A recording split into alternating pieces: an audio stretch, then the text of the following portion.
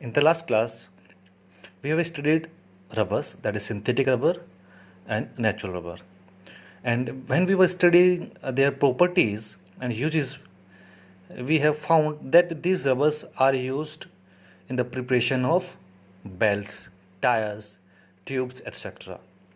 But rubbers are very soft in nature. Now, how they can be used to make these articles?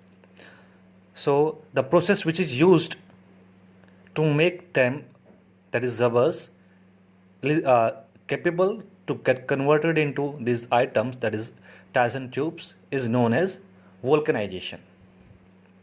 Okay, so what happens this vulcanization process? In this vulcanization process, the rubber is treated with sulfur to enhance their properties.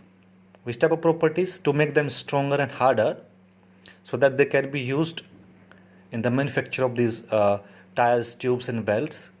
They are treated with sulfur, and when they are treated with sulfur, they get converted into cross-linked polymer, and this process is known as vulcanization.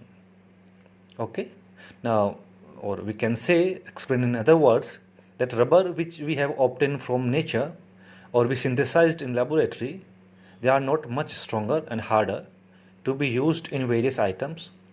To enhance these properties of rubber, the rubber is treated with sulfur that converts rubber into a cross-linked polymer, and this process is known as vulcanization. As you can see from here, this is our natural rubber, polyisoprene. When polyisoprene is treated with sulfur, it forms a cross-linked polymer of this type. Here is CH3 is missing from here. So it forms a cross-linked polymer or rubber which is hard enough, stronger enough to get converted into a desirable product. So this end our synthesis of polymers. Now next we have to study how to find out the molecular weight of polymers. See, when we synthesize a polymer using monomers, it is not necessary always that we have obtained only one product or one polymer. There can be mixture of polymers, polymer which we desired, as well as the polymer less than, having the carbon chain small, less than that. We can have, like this, we can have mixture of polymers. Now, how to find out the molecular weight of those polymers? So for that, we find out number average molecular weight and weight average molecular weight. Okay? These are the methods which are used to determine the molecular mass of polymer. Now, first one, what is number average molecular weight? Now, how we can determine it? Suppose we have a mixture of polymer molecules with the different molecular weights, and if the number of molecules in the mixture is Ni and the molecular weight of the polymers is Mi, then using this formula, which is Mn bar, this represents the number average molecular weight. Using this formula, which is equal to summation over I Mi Ni divided by summation over I Ni, we can find out number average molecular weight for a polymer. Suppose in that mixture we have several polymers molecule, like we can have 3, 4, 5, 6, 7.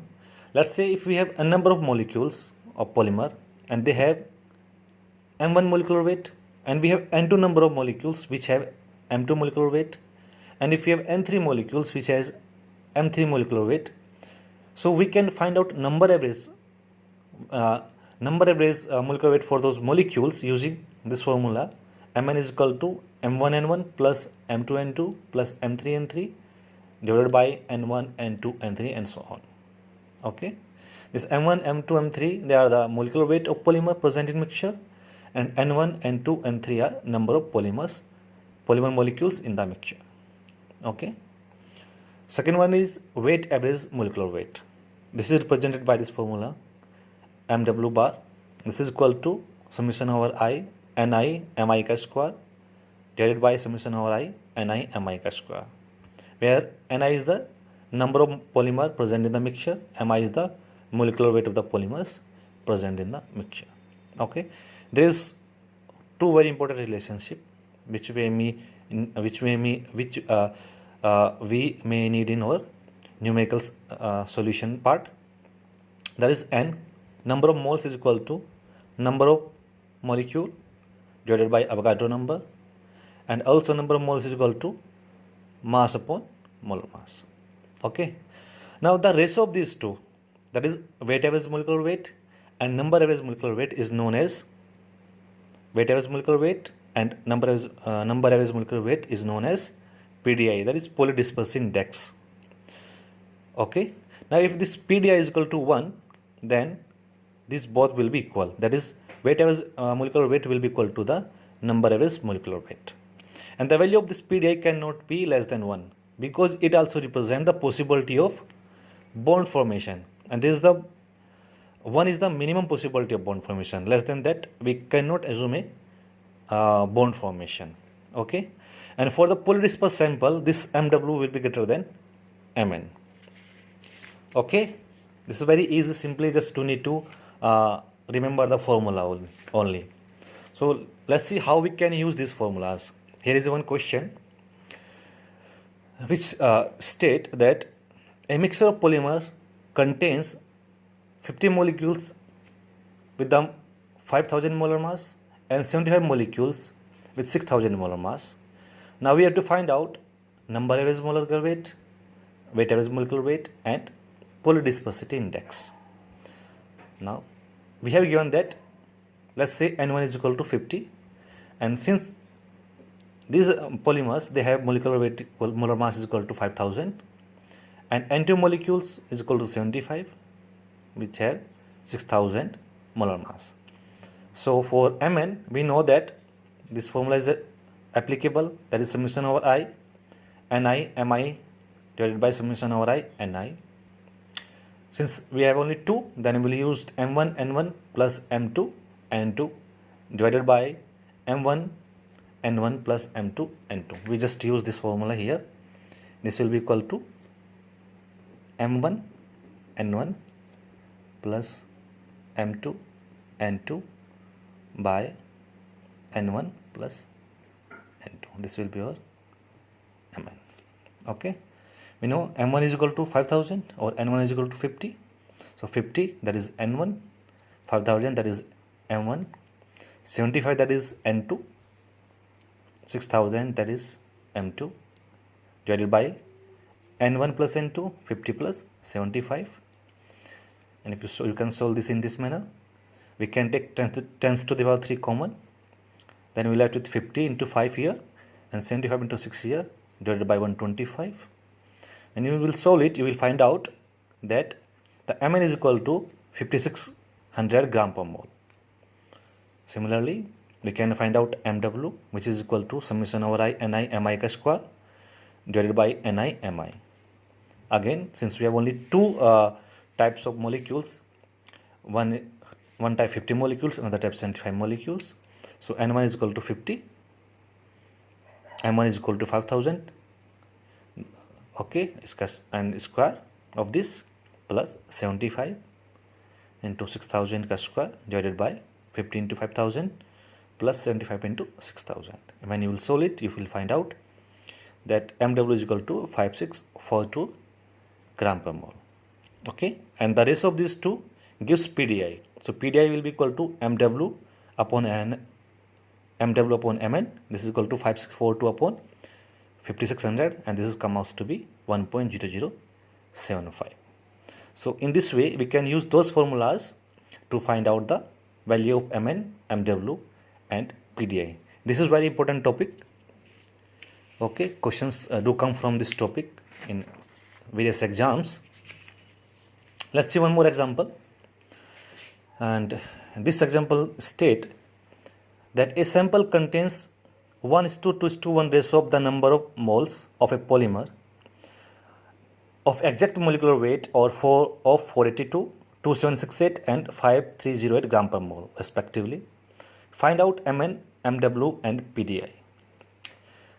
That means that we have a mixture of polymers in which there is three types of polymer which has 482 molecular weight, which has 27768 molecular weight, which some has 5308 molecular weight. And the molecules which has 482 molecular weight, they are present in 1 ratio. Molecules which are present 2768, they are twice of this 482 molecules. And the molecules which has molecular weight 5308, they are equal to the in number with the polymers which has 482 molecular weight. So let's assume that N1 is equal to 1 mole, L2 is equal to 2 mole, N3 is equal to 1 mole. Then 1 mole corresponding to the 482, that is M1, 2768, that is equal to M2, and M3 will be 5308. Now we will keep these values in our formula, which is this one, that is Mn is equal to summation over I, Ni, Mi upon summation over I, Ni. Okay, you will keep these values in this formula. Thus Mn will be equal to 1 mole into 482 plus 2 into 2678 plus 1 into 5308 divided by 1 plus 2 plus 3. When you will solve it, you will get Mn is equal to 2832 gram per mole. Likewise, we can find out Mw. This will equal to 1 into 482 ka square, 2 into 2768 ka square, plus 1 into 5308 ka square divided by 1 into 482 plus 2 into 2768 plus 1 into 5308. When you will solve it, you will find out Mw is equal to 3861 gram per mole, and the ratio of these two, that is will be equal to PDI, which is equal to 3861 upon 2832. This is equal to 1.363. Okay, so you have to do practice by yourself of few questions. Okay, now this is the end of this polymer. Thank you.